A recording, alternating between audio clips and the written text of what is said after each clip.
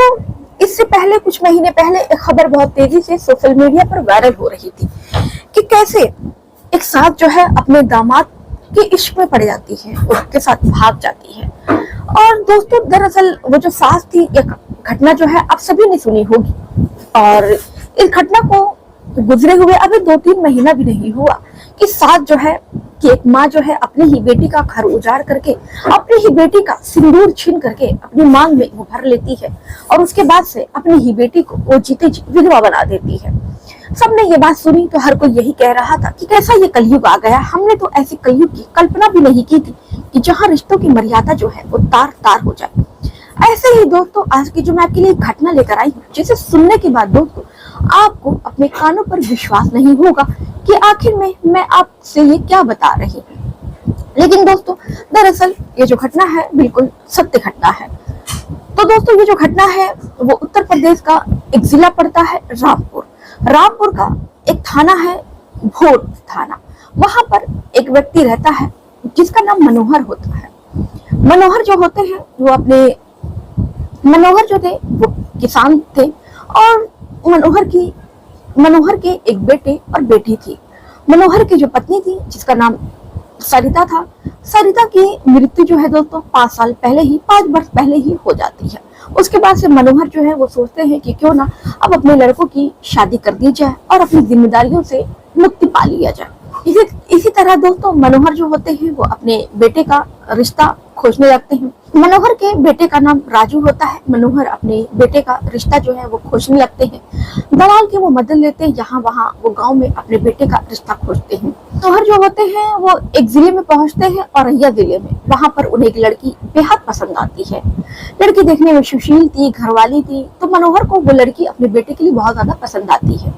अब उसके बाद से यहीं से जो रिश्ता है वो तय तमाम होता है। मनोहर का जो बेटा था राजू को भी लड़की दिखाई जाती है और लड़की को राजू भी दिखाया जाता है।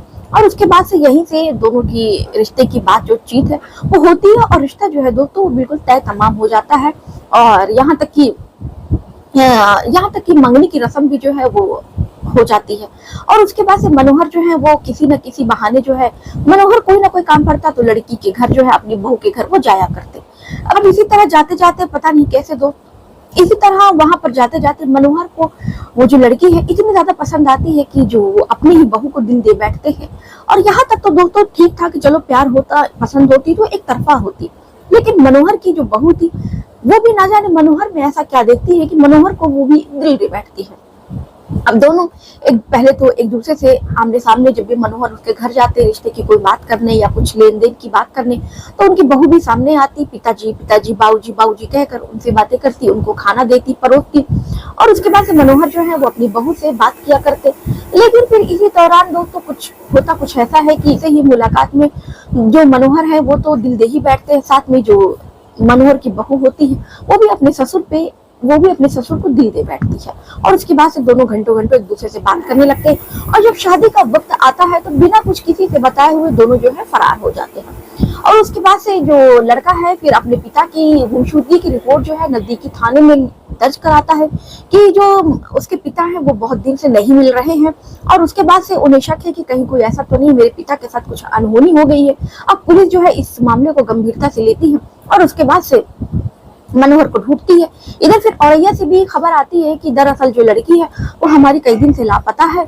और उसके बाद से वो भी अपने नजदीकी थाने में रिपोर्ट दर्ज कराते हैं और जो दूल्हा होता है दूल्हे के घर जाकर ये सारी बात बताते हैं। तो खैर ये तो कंफर्म हो जाता है लोगों को। पहले तो लोगों को शक होता है कि ऐसा कैसे हो सकता है कि पिताजी भी गायब है।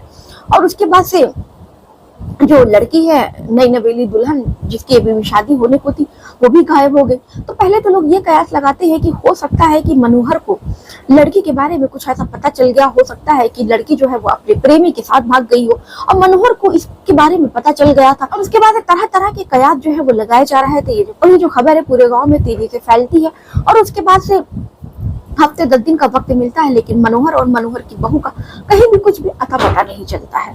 अब इसी तरह धीरे धीरे वक्त जैसे गुजरता है 10 दिन 15 दिन हो जाते हैं। उसके बाद खैर जो पुलिस होती है उसको कामयाबी मिलती है और मनोहर को भी गिरफ्तार करती है। और मनोहर को गिरफ्तार करने के साथ साथ मनोहर की जो बहू थी वो भी मनोहर के पास ही मिलती है और दोनों को वो गिरफ्तार करके वो थाने लाती है। थाने में दोनों से पूछताछ होती है।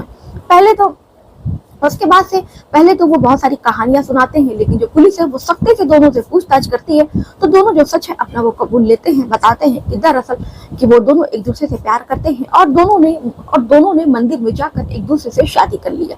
अब जैसे ये खबर जो है लड़की के पिता को पता चलती है, लड़की के घर वालों को पता चलती है, और जैसे ही ये खबर जो है मनोहर के बेटे राजू को पता चलती है, उनके परिवार के पैरों के तले जो जमीन है वो खिसक जाती है। उनको विश्वास नहीं हो रहा था कि आखिर में ये वो अपनी कानों से ये क्या सुन रहे हैं। वैसे दोस्तों लड़का जो है वो अपने पिता से वहीं थाने में रिश्ता खत्म कर लेता है, और उसके बाद से मनोहर जो थे वो और जो लड़की के माता पिता थे वो भी अपनी लड़की से रिश्ता जो है वहीं थाने में ही सुलह कर लेते हैं, खत्म कर देते हैं कि ना ही आज से ये ना मेरी लड़की है, ये मेरे लिए मर चुकी है।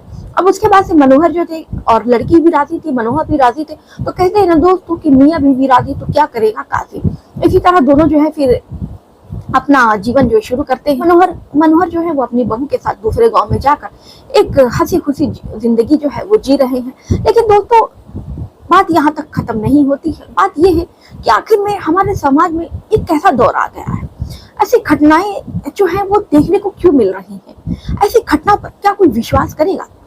ऐसी जो घटनाएं निकल कर आती है वो समाज में एक बुरा संदेश देती है, और समाज के रिश्ते जो होते हैं दोस्तों और उनको कहीं ना कहीं तार कर देती है। तो इस घटना पर आपकी क्या राय है? अपनी राय आप कमेंट बॉक्स में करके जरूर बताइएगा। मिलते हैं फिर ऐसे ही किसी और घटना के साथ। अभी तक आपने दोस्तों चैनल को सब्सक्राइब नहीं किया तो चैनल को सब्सक्राइब कर लीजिएगा।